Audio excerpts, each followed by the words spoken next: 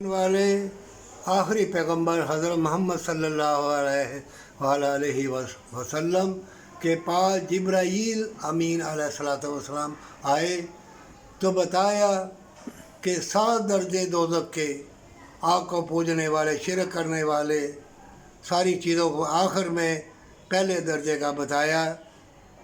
खामोशी इख्तियार की। अल्लाह के प्यारे भी उन्हें पूछा पहले दर्जे पे कौन होगा?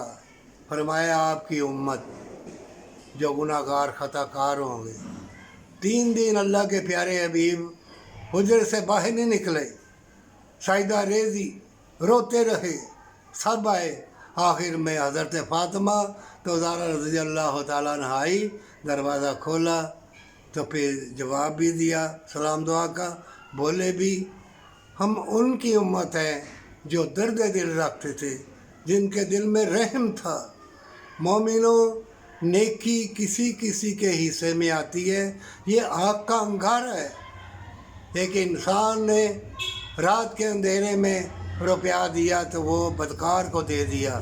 सुबह लोग हंसे कि ये बदकार को दे के चला गया। फिर दिया, एक चोर को दे दिया, हंसे। फिर दिया तीसरी मर्तबा, एक सही को दे दिया। लोग फिर हंसे कि कौन पागल था अंधेरे में सोने की शरफियत देता है। तो अल्लाह की तरफ से आता है एक ख्याल कि मेरे बंदे, जो बदकार थी उसने तौबा की, अल्लाह तो देने वाला है। वो जो चोर था चोरी से तौबा की, और जो सखी था उसको शर्म आई कि मैं भी दूँ। ये हकायतें हैं, हदीसों में नहीं ये आया हुआ, ये हकायतें होती हैं। लोग बयान करते जैसे मैंने बयान किया।